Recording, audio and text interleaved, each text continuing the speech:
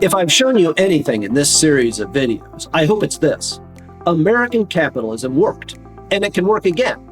But it isn't the story you thought it was. At the height of our success as a capitalist country, the very wealthiest of Americans paid a top marginal income tax rate of over 90%.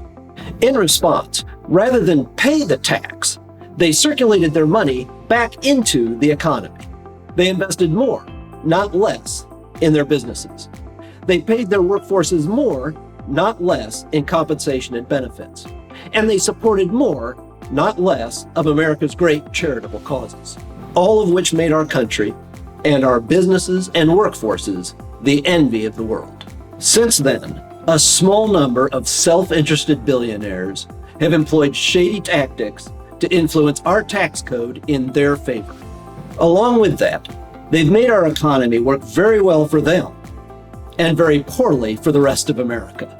That's not to say everyone in America was doing great in the 1950s.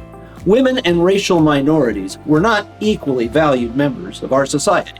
When people point back and want to resurrect the 1950s whole hog, they may forget that opportunity was drastically unequal in other ways.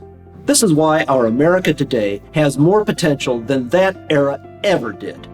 And just like the tools we use to this day to overcome bigotry and bias, the first step towards making America economically great in the future is to educate ourselves.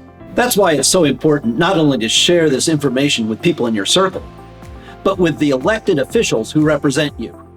Make sure they know how well our economy worked in the 1950s, for all who were able to participate in it, and why it was possible for many families to pay for a house and a car and a college education with a single income.